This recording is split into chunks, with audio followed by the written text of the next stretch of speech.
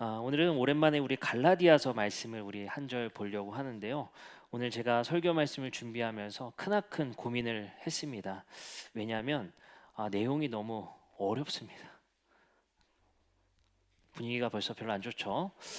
어렵습니다. 미리 제가 말씀을 드렸습니다. 어려운데 꼭 알아야 되는 내용일 것 같습니다.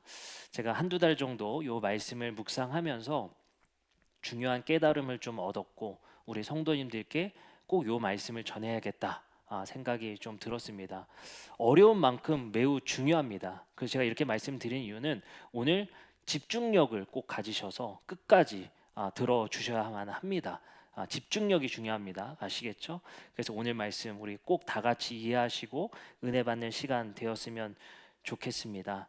사실 이 내용 자체가 거의 논문 수준의 내용일 거라 예상되기 때문에 이거를 할까 말까 고민도 많이 했습니다. 왜냐하면 우리 교회에 얼마 전 등록한 우리 성도님들도 계시고 이거 잘못 왔나 싶어 하실까봐 제가 이 설교의 내용을 굉장히 고민을 많이 했는데 최대한 쉽게 말씀을 드리려 합니다. 근데 꼭 들으셔야만 되기 때문에 여러분들 오늘 집중해서 같이 들어봤으면 좋겠습니다. 갈라디아서 1장 13절부터 14절의 말씀은 바울의 회고의 이야기입니다. 자기의 과거의 신앙의 상태를 이야기하는 것이죠. 뭐라고 얘기하냐면요. 이렇게 말합니다. 내가 이전에 유대교에 있을 때에는 행한 일을 너희가 들었거니와 하나님의 교회를 심히 박해하여 멸하였고 내가 내 동족 중 여러 연갑자보다 유대교를 지나치게 믿어 내 조상의 전통에 대하여 더욱 열심히 있었으나 라고 얘기합니다. 자신을 회고하기를 교회를 심히 박해했었고 조상의 전통에 대하여 열심히 있었다라고 말합니다. 여기서 열심이라는 게 이제 젤로스라는 헬라어 단어가 쓰이는데요. 이게 열정, 열심이라는 단어로 쓰입니다. 근데 이 단어가 어디에 또 쓰이냐면요. 열심당이라는 게 있어요. 유대교에는 분파가 있었죠. 바리새파, 사두개파, 에세네파, 열심당이라는 게 있습니다. 그 열심당을 가리키는 단어가 바로 이 젤로스라는 단어입니다. 이 사람들은 어떤 사람들이냐면요. 지금으로 따지면 테러리스트입니다. 어떤 테러를 저지르는 사람들이냐면요. 로마가 이스라엘을 지배하고 있었기 때문에 로마의 간부급들을 테러하면서 독립을 원했던 사람들입니다. 뭐 독립투사 정도 될 수 있겠죠. 거기에 소속되어 있던 사람이 바울이었던 것 같습니다. 자신을 바리새파라 불렀지만 자신의 성향을 이 젤로스한 이 열심히 있었던 사람이라고 자신을 회고하며 이렇게 기록하였습니다. 그럼 우리는 생각해 봐야 될 것 같습니다. 이 열심이 어떻게 이 열심을 나타내게 되냐면요. 교회를 심히 해하고 박해했다는 거예요. 사도행전 말씀에 의하면 바울은요. 스데반을 죽였을 때 공모한 사람 중에 한 명이 바로 바울입니다. 그러니까 교회를 박해하고 멸하려 했다라는 게 자신의 회고의 내용이에요. 그럼 우리는 생각해 봤으면 좋겠습니다. 자신은 전통에 대한 열심이 있었고 이 열심으로 인해서 교회를 박해하고 멸하려 했던 사람이라고 자신을 소개한단 말이에요. 그럼 도대체 어떤 전통에 열심이 있었길래 교회를 박해하고 죽이기까지 하려고 했었단 말입니까? 라고 생각해 봤으면 좋겠어요. 왜냐하면 성경에 등장하는 바리새파, 에세네파, 사두개파들은요 그렇게 무력적 시도를 잘 하진 않거든요. 근데 바울은 그렇지 않았어요. 굉장히 강성이었고 아까 말씀드린 대로 테러리스트적인 행동을 취했다는 것입니다. 그럼 우리는 여기서 생각해 보자는 거예요. 어떤 전통에서 열심히 있었길래 이런 폭력적인 열심에 가담했는지를 생각해 보자는 겁니다. 바울은요, 독립을 원했던 사람입니다. 그 누구보다도 그 나라를 사랑했고 독립을 위해서 자신을 희생하기에 아끼지 않았던 사람이 바로 바울이었던 겁니다. 이스라엘이라는 나라는요, 굉장한 오랜 기간의 포로기의 생활을 경험하게 됩니다. 몇 개의 나라의 강대국의 포로의 생활을 하냐면요, 첫 번째는 우리 잘 아는 이제 바빌론의 포로가 되죠. 근데 바빌론이 아수르라는 나라에 패배하게 돼요. 그래서 자연스럽게 또 이제 아수르와 페르시아의 포로가 되게 됩니다. 페르시아는 또 헬라의 지배를 받죠. 그래서 자연스럽게 헬라의 속국이 되게 돼요. 헬라가 분열돼서 로마화가 되죠. 그래서 자연스럽게 로마의 속국에 속하게 됩니다. 이런 오랜 기간의 역사 속에 이스라엘 사람들은 살았기 때문에 가장 중요한 소망과 이 사람들이 기대했던 가장 큰 욕망은 독립이었어요. 해방을 원했던 사람들입니다. 그렇기 때문에 바울도 거기에 투쟁했고 그것을 위해서 열심을 다했다는 겁니다. 근데 그것과 교회를 멸하고 박해했던 것과는 무슨 관련이 있을까요? 유대인들은 이렇게 생각한 겁니다. 자신들의 성경을 보니 자신들이 바벨론의 포로가 되고 페르시아에게 멸망하게 된 이유를 성경에서 이렇게 예언합니다. 우상 숭배 때문이었다. 그래서 바울과 많은 유대인들은 이렇게 생각한 겁니다. 우리가 독립을 하려면 이 죄로부터 속죄되어야 우리는 독립되어질 수 있어. 하나님이 그때 우리를 용서해 주실 거야 라고 믿었습니다. 그게 그들의 신앙이었습니다. 그러면 그것과 교회와 무슨 관련이 있었을까요? 유대인들은 생각한 겁니다. 그래, 니네가 우리 이렇게 생각하는 겁니다. 야, 베드로라는 사람 기억하냐? 베드로라는 사람? 베드로라는 사람이 있었는데 거기 누구 아들이잖아. 근데 그 사람이 말이야 배와 그물도 버려두고 예수라는 사람 쫓아서 집 나가 버렸다더라. 야, 그 야고보라는 사람 기억나냐? 그 사람 말이야 예수라는 사람 쫓아서 모든 것 버려두고 다 쫓아갔대. 아이고, 그 사람들 어떻게 빨리 정신 차려야지 이렇게 정도 생각했을 거예요. 그래서 처음 예수님을 따랐던 사람들은 그렇게 취급을 당했을지언정 유대인들이 마을에서 쫓아내거나 서로 교제를 안 하거나 교류를 안 할 수 없었습니다. 왜냐? 다 먼 친인척들이에요. 그렇기 때문에 예수를 따랐던 것이 그저 철없는 행동, 그저 이단을 따라가는 행동, 그리고 그냥 다시 돌아오겠지라고 생각했던 사람들 중에 한 사람들이었습니다. 근데 중요한 건 뭐냐면 그 사람들이 어느 날 이런 말을 하기 시작하는 거예요. 예수가 하나님과 동등한 분이다. 그것은 유대인들에게 이런 생각을 갖게 합니다. 우상 숭배. 어떻게 예수를 신과 동등하게 여길 수가 있는가? 그때부터 바울은 꽂힌 거예요. 뭐에 꽂혀요? 우리가 지금 이런 포로기를 경험하는 이유는 과거의 선조들의 우상 숭배 때문인데 교회가 예수를 하나님과 동등되게 여기고 예수를 예배하기 시작하더라. 그것을 우리가 빨리 끊어내야 우리가 용서받을 수 있어. 하나님께서 이 나라를 회복시키고 이 나라를 해방시켜 주시려면 우리의 잘못으로부터 속죄돼야 돼. 그렇기 때문에 이 나라에 우상 숭배는 있을 수 없어. 그때부터는 친인척이 아니라 적이 되었고 척결의 대상이 되고 맙니다. 여기서 바울의 신앙의 근간을 생각해 볼 수 있는데요. 바울은 한 사람을 모델링 했었던 것 같습니다. 그 사람이 누구냐면요, 구약 성서의 한 인물입니다. 민수기 25장 6절부터 8절에 한 사람이 나와요. 그게 누구냐면요, 이스라엘 자손의 온 회중의 회막문에서 올 때에 이스라엘 자손 한 사람이 모세와 온 회중의 눈앞에 미디안의 한 여인을 데리고 그 형제에게 온지라. 제사장 아론의 손자 엘르아살의 아들 비느하스라는 사람이 보고 회중 가운데서 일어나 손에 창을 들고 그 이스라엘 남자를 따라 그의 막사에 들어가 이스라엘 남자와 그 여인의 배를 꿰뚫어서 그 사람을 죽이니 연병이 이스라엘 자손에게서 그쳤더라. 비느하스라는 사람이 나와요.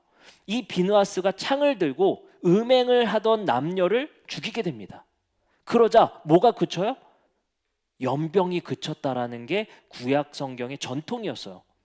이것을 보고 바울과 유대인들은 생각했던 것 같아요. 이런 우상숭배적인 행동을 우리가 죽임을 통해, 폭력을 통해, 끊어냄을 통해 우리의 지금의 상태를 용서받을 수 있다. 하나님은 이에 이렇게 말씀하십니다. 민수기 25장 11절이에요. 아론의 손자이자 엘르아살의 아들인 제사장 비느하스가 한 일을 보아서 내가 더 이상 이스라엘 자손에게 화를 내지 않겠다. 이게 용서가 돼버리는 거예요. 구약 성경의 전통에 의하면 비느하스가 음행을 저지른 사람들을 죽이자 하나님이 그들을 용서했다라는 말씀입니다. 근데 놀랍게도 이 이야기를 시편의 기자는 이렇게 설명해요. 시편 106편 30절에서 31절입니다. 그때 비느하스가 일어서서 중재하니 이에 재앙이 그쳤더라. 이 일이 그의 의로 인정되었으니 대대로 영원까지로다. 이게 비느하스에게 의롭다 하는 인정이 되었다는 거예요. 비느하스가 이 일을 통해 하나님께 인정받는 것이 바로 의입니다. 이 의라는 것은 하나님이 저 사람의 행동이 옳았어, 저 사람이 옳은 행동을 했어 라고 하나님이 인정해 주신 거죠.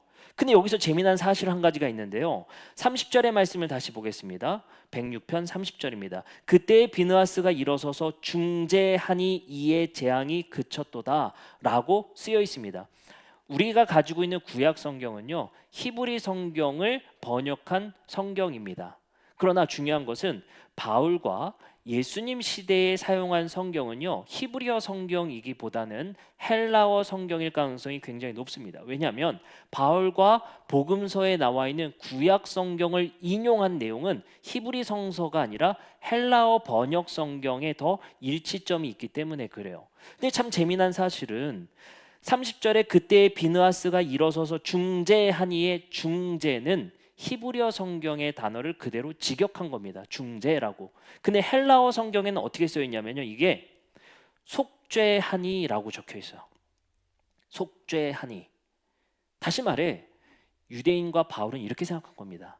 비느하스가 우상 숭배 중이었던 남녀를 죽였던 행동이 우리를 속죄하게 되었다는 거예요.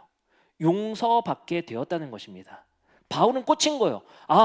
내가 이 비느하스와 같은 열심을 통해, 폭력을 통해 하나님께 옳다함을 인정받고 우리나라가 속죄돼야 되겠구나라고 생각했을 것 같습니다. 그리고 말씀이 있습니다. 이사야서 40장 1절부터 2절의 말씀에 보면 이 이야기를 더 논증되는 말씀이 있습니다. 이렇게 말하죠. 너희의 하나님이 이르시되 너희는 위로하라, 내 백성을 위로하라. 너희는 예루살렘의 마음에 닿도록 말하며 그것에게 외치라. 그 노역의 때가 끝났고 포로의 때가 끝났고 그 죄악이 사함을 받았느니라. 뭐라고 얘기합니까? 이사야서의 예언에 우리의 포로의 끝은 죄악이 사함을 받아야 된다는 거예요. 속죄를 받아야 된다는 거예요. 그럼 유대인들은 생각한 거예요. 비느하스, 속죄는 우상 숭배자들을 죽여서 우리가 속죄받고 그 일을 한 사람들이 의롭다함을 받을 거라는 거예요. 마치 뭐와 같아요? 이게 우리 그 이슬람으로 따지면 지하드 성전, 이런 테러리스트를 통해서 그런 일을 저지르려고 하는, 그게 근간이 되는 말씀이 바로 이 비느하스의 이야기가 돼버린 거예요. 그래, 우상 숭배자를 비느하스처럼 우리가 열심을 보여 죽임을 통해, 핍박함을 통해서 하나님께 옳다함을 받고 우리 민족이 당시에 하나님께 속죄받은 것처럼 우리도 속죄받을 것이다. 그러면 우리의 포로 생활도 끝날 것이다 라는 기대를 했던 것 같아요. 바울도 그런 신학과 신앙에 입각해서 교회를 박해합니다. 교회는 예수라는 분을 신으로 섬기고 있었잖아요. 그건 우상 숭배였기 때문에 바울에게 있어서는 반드시 척결해야 됐었던 대상이었을 것입니다. 그리고 나서 바울은 다메섹에서 예수의 부활을 보고 회심하게 됩니다. 여기서 바울이 그러면 어떤 회심을 얻었냐는 거예요. 바울은 로마서에 이렇게 말합니다. 로마서 10장 2절부터 3절이에요. 로마서 10장 2절부터 3절입니다. 내가 증언하노니 그들이 하나님께 열심히 있으나 올바른 지식에 따른 것이 아니니라. 하나님의 의를 모르고 자기 의를 세우려고 힘써 하나님의 의에 복종하지 아니하였느니라. 여기서 뭐라고 하냐면요, 자신의 과거와 같이 지금 현재 유대인들은 하나님께 열심히 있으나 올바른 지식이 아니라는 거야. 잘못 생각했다고 뉘우치고 있는 장면이거든요. 이게 자신의 회상이에요. 내 열심을 그들도 가지고 있는데 안타깝다. 나처럼 여전히 그렇게 생각하고 있구나. 회심한 바울의 깨달음이었습니다. 그들의 열심이 잘못됐다는 거예요. 비느하스와 같은 방법을 따르는 것은 잘못됐다고 바울이 깨달은 겁니다. 그리고 나서 바울은 새로운 지식을 얻게 됩니다. 다메섹 도상에서 예수를 만나고 그가 깨달은 바가 무엇이었을까요? 예수를 통해서 그가 깨달은 것은 비느하스와 같은 폭력을 통해서 자신들의 속죄를 얻어내거나 비느하스와 같은 폭력의 행위를 통해서 옳다 인정을 받으려고, 다시 말해 의롭다 인정을 받으려고 했었던 그 방법이 잘못된 것을 깨닫고 예수를 통해 새로운 지식을 얻게 됩니다. 의를 받는 것, 하나님께 옳다 행동을 인정받는 것, 너의 행동이 옳았어라고 인정받는 것은 그 열심이 아니었구나. 그 깨달은 바를 바울을 이렇게 고백합니다. 로마서 5장 18절부터 19절입니다.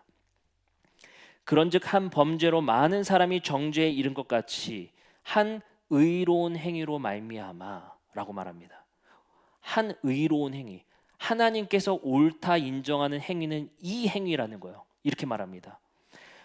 많은 사람이 의롭다 하심을 받아 생명에 이르렀느니라. 한 사람이 순종하지 아니함으로 많은 사람이 죄 있는 것 같이 한 사람이 순종하심으로 많은 사람이 의인이 되리라. 여기서 한 사람이 뭐죠? 예수님입니다. 예수님의 순종, 그 행위를 통해 의롭다함을 받았다는 것을 자기가 알게 되었다는 거예요. 그럼 여러분들, 바울의 회심, 바울의 전향은 뭐였을까요? 자신이 하나님께 옳다 인정을 받는 것이 폭력의 행위인 줄 알았어요. 그게 속죄인 줄 알았어요. 근데 바울이 깨달은 건 이겁니다. 도리어 예수는 폭력으로 의를 얻은 것이 아니라 십자가의 죽음으로 의를 얻었다는 사실을 깨닫게 됐어요. 하나님이 누구를 옳다고 인정했어요? 바울의 열심을 옳다고 인정한 것이 아니라, 그 폭력을 옳다고 인정하신 것이 아니라 비폭력적인 십자가의 희생과 섬김과 죽음을 하나님이 옳다고 인정해 주신 거예요. 바울은 회심했다는 것, 깨달았다는 것은 뭘 깨닫게 된 거냐면요, 우리 그리스도교가 가야 할 길이 더 이상 비느하스와 같은 열심과 폭력이 아니라 예수의 순종을 하나님이 옳다고 여겨주신다.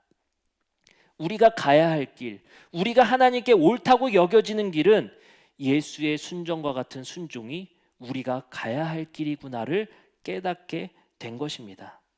예수는 마태복음 26장 28절에서 이렇게 말합니다. 이것은 죄 사함을 얻게 하려고 많은 사람을 위하여 흘리는 바 나의 피, 곧 언약의 피니라. 여기서도 나오죠. 예수 자신의 피 흘림을 죄 사함을 얻게 하려고 라고 표현을 써요. 뭡니까? 바울은 깨닫게 된 거예요.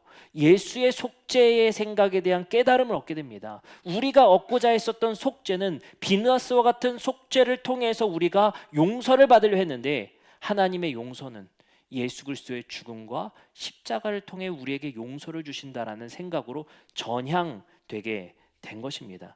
이때부터 바울은 비느하스 모델에서 예수의 모델로 변화되게 됩니다. 더 이상 폭력을 지향함을 통해서 의를 얻으려고 하는 것이 아니라 예수의 순종의 행위를 통해서 의를 얻으려는 삶으로 전향하게 된다는 것이죠. 이게 바울에게 있어서 가장 큰 깨달음이 되게 되는 것이고, 이게 바로 바울의 회심이 되게 되는 것입니다. 여기서 우리가 오해가 생겼던 것 같아요. 어떤 오해가 생겨요? 유대인들은 율법을 열심히 지켜서 구원받으려고 했었던 자들, 기독교는, 바울은 믿음으로 구원받으려고 했었던 사람들이라고 여겼던 것 같습니다. 틀린 말은 아니지만 이렇게 되면 우리는 이렇게 생각하게 될 것 같습니다. 아, 예수님을 믿기만 하면, 하나님을 믿기만 하면 이라고 생각하게 될 것 같습니다. 하지만 바울의 전향은요, 믿음으로의 전향인 동시에 잘못된 지식에서 올바른 지식으로의 전향이었어요. 잘못된 지식은 뭡니까? 비느하스 모델을 따랐던 것. 올바른 지식은 뭐예요? 예수의 모델을 따르는 것. 그것이 하나님이 일하시는 방식이라는 것을 깨닫게 된 거예요. 극단주의적 폭력주의자였던 바울이 전향해서 화목과 평화를 지향하는 자가 되었습니다. 왜요? 하나님이 무엇이 옳은지를 밝히 보여주셨기 때문에. 그것이 바울이 다메섹에서 예수를 만나고 깨달은 바 되어진 것입니다. 그렇기 때문에 우리는 믿음의 종교인 동시에 올바른 행동이 무엇인지를 깨닫는 종교가 되는 것입니다. 그렇기에 우리가 신앙생활을 한다는 것은 열심이 있어야 되겠죠. 하나님에 대한 열심이 있어야 되는데, 바울이 가졌었던 비느하스의 폭력적 열심이 아니라 예수 그리스도의 순종의 행위를 뒤따르고자 하는 열심으로의 전향이 바로 그리스도교라고 말할 수 있습니다. 그러면 예수가 행했었던 순종의 모델은 무엇이었는지 생각해 봤으면 좋겠습니다.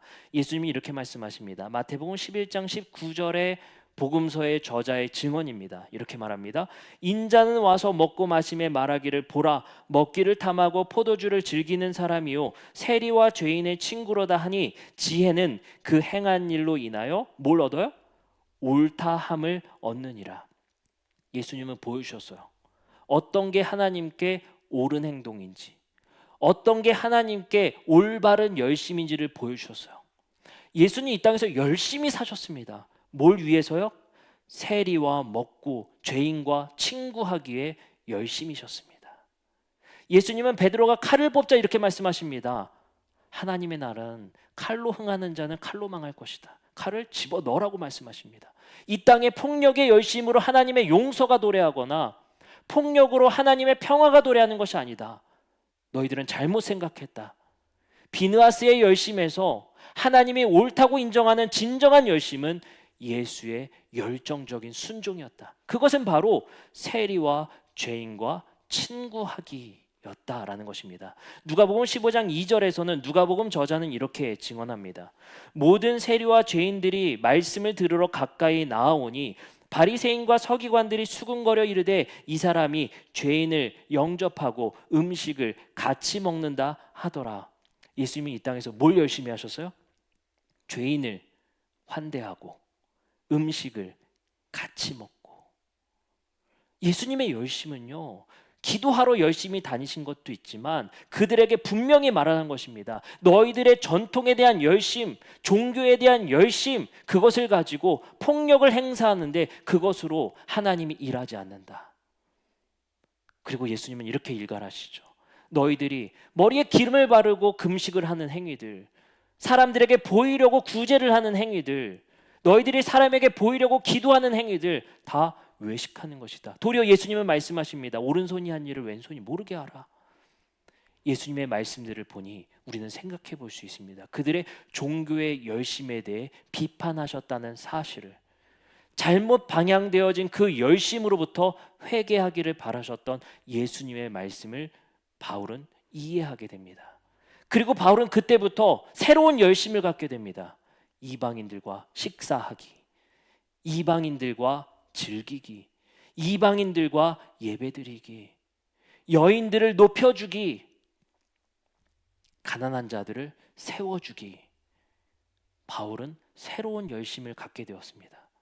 바로 하나님이 하나님의 백성에게 어떤 행동이 옳은지를 예수를 통해 보여주셨다는 사실을 깨닫게 되었습니다. 실제로 예수님은 무엇이 옳은 삶인가에 대해서 마태복음을 통해서 이렇게 비유하십니다. 양과 염소의 비유 잘 아시죠? 예수님께서는 이렇게 말씀하십니다. 마태복음 25장 34절부터 36절입니다. 그때 임금이 그 오른편에 있는 자들에게 이르시되, 여기서 오른편이라는 것은 이제 옳다 인정을 받는 것이군요. 그 당시에 이제 사실 왼손잡이가 취급을 못 받을 때예요. 이건 틀렸다라고 봤었던 때이기 때문에 그렇게 해서 오른편 왼편이라는 단어를 씁니다. 오른편은 옳은 사람들, 왼편은 틀린 사람들 이렇게 표현되거든요. 오른편에 있는 사람들에게 이렇게 말합니다. 내 아버지께 복받을 자여, 나와 창세로부터 너희를 위하여 예비한 나라를 상속받으라. 내가 줄일 때에 너희가 먹을 것을 주었고, 목마를 때에 마시게 하였고, 나그네 되었을 때에 영접하였고, 헐벗었을 때에 옷을 입혔고, 병들었을 때에 돌보았고, 옥에 갇혔을 때에 와서 보았느니라. 그리고 마태복음 25장 40절에 이렇게 말씀하십니다. 임금이 대답하여 이르시되, 내가 진실로 너에게 이르노니 너희가 여기 내 형제 중에 지극히 작은 자 하나에게 열심히 한 것이 내게 한 것이다 라고 말씀하신단 말이에요. 우리가 가져야 될 열심은요, 머리에 기름 바르고 금식하는 것이 아니라, 사람들에게 보이려고 기도하는 것이 아니라, 종교적 행위에 열심에 그치는 것이 아니라 예수님은 말씀하시는 거예요. 세리와 죄인의 친구 되기에 열심히 하는 것, 그것이 그 행동이 하나님께 옳다 인정받는 길이라는 것을 바울이 깨달았고 예수님이 가르치셨다는 겁니다. 마태복음 19장 14절에서는 이렇게 말씀하십니다. 예수께서 이르시되 어린 아이들을 뭐하고? 용납하고, 어떤 행동이 하나님께 옳다 인정받는 행동인지를 말씀하시는 거예요. 취급받지 못했던 여인들과 어린아이들을 뭐하고? 용납하고, 오는 것을 금하지 말라, 천국이 이런 사람들의 것이니라 하시고 라고 말씀하십니다. 우린 너무나도 종교적인 용어로만 우리 기독교를 생각했던 것 같습니다. 믿음으로 구원받는 종교, 물론 맞습니다. 바울은 이제 유대교로부터 기독교인이 된 사람의 회심 맞습니다. 그러나 더 중요한 건 바울은 열심이 어떤 열심에서 어떤 열심으로 전향되었는지 그것을 이해해야 될 것 같습니다. 이 땅에 폭력과 이 땅에 교회를 멸하고 박해함을 통해 자신들의 옳음을 증명하려 했던 바울에서 예수 그리스도가 하셨던 그 일이 하나님이 옳다고 여겨주셨다는 것을 깨달은 바울은 세리와 죄인들과 친구 되기에 열심이었던 예수님의 열심이 자신의 삶의 모델이 되게 됩니다. 그리고 우리에게 바울은 말합니다. 예수님의 가치를 우리도 따르라는 것입니다. 그래서 바울은요, 고린도 후서에 하나님의 동역자 된 바울은이라고 말합니다. 하나님과 같이 일한대요. 왜요? 하나님이 우리에게 옳다 인정하시는 일을 하나님이 하시려는 일들이거든요. 우리의 행동에 옳은 일은요, 하나님이 계획하시고 하나님이 하시고자 하는 일에 동참하는 일입니다. 하나님이 이 땅에서 무엇을 원하시는지 예수 그리스도의 삶을 통해 우리에게 보여주셨습니다. 그것이 무엇입니까? 하나님이 창조에 보시기에 좋았더라 라고 했던 세상과 같이 이 땅에 회복되어지는 세상을 꿈꾸고 그 세상을 위해서 열심을 내라는 거예요. 왜요? 하나님은 이 창조의 세상을 다시 회복시키고자 일하시고 계시니. 하나님이 어떤 일하고 계신 거예요? 어린아이들과 같이 이 땅에서 취급받지 못하는 사람들을 세워주고 높여주는 것. 하나님은 그 일을 하고 계신 거예요. 예수님은 오셔서 열심을 내셨던 게 그 일이에요.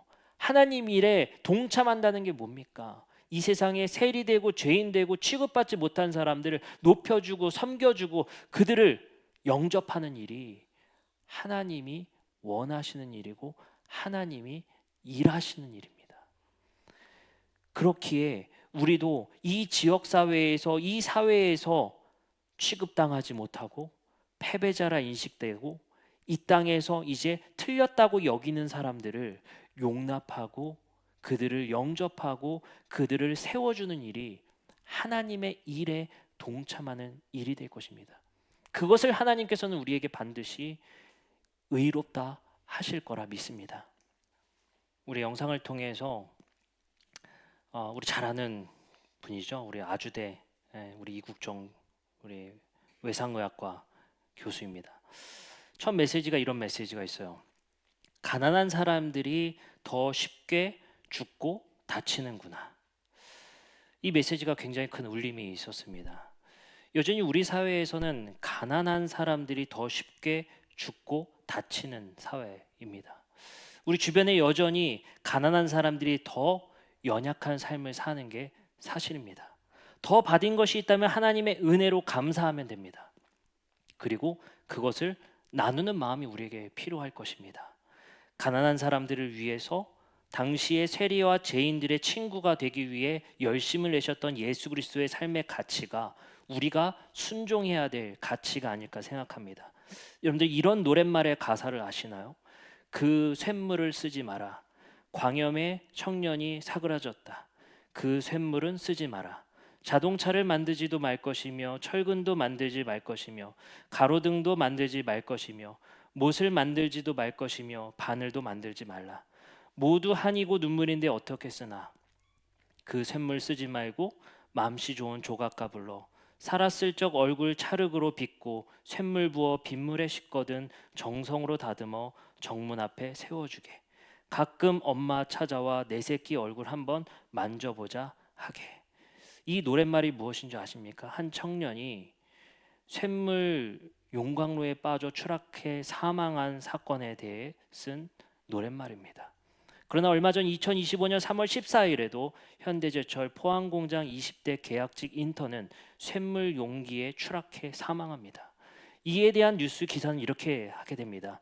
인턴 사원의 미숙함으로 사망. 이것이 우리의 인식입니다. 미숙하면 죽어야 되는 세상이 바로 지금 우리의 세상입니다. 우리는 이것이 공정하지 않다는 것, 이것이 불평등하다는 것, 가난한 사람들이 더 쉽게 죽고 사는 것이 잘못됐다는 것을 인식하게 되는 것, 그것이 예수의 통찰력입니다. 그것을 깨닫고 그 아는 지식을 통해서 이 세상의 불합리에 대해 정의를 외치는 것, 그것이 하나님께서 우리에게 옳다, 의롭다 하시는 길입니다. 바울은 깨달았습니다. 이것이 불의하다는 것을, 무엇이 우리의 행동에 의롭다는 것인지를 깨닫게 되었습니다. 바울은 자신의 동료였던 유대인들에게 안타까워하며 하나님께 열심이 있으나 올바른 지식이 아니다라고 말을 했습니다. 우리의 열심은 올바른 열심인지 되돌아봤으면 좋겠습니다. 우리의 삶에 감사함에서 그치는 것이 아니라, 믿음의 신앙에서 그치는 것이 아니라, 우리는 어떤 열심을 가지고 살아야 될지를 다시 한번 되돌아볼 수 있는 시간이 되었으면 좋겠습니다. 이 시간 우리 함께 찬양하고 기도하는 시간 갖도록 하겠습니다.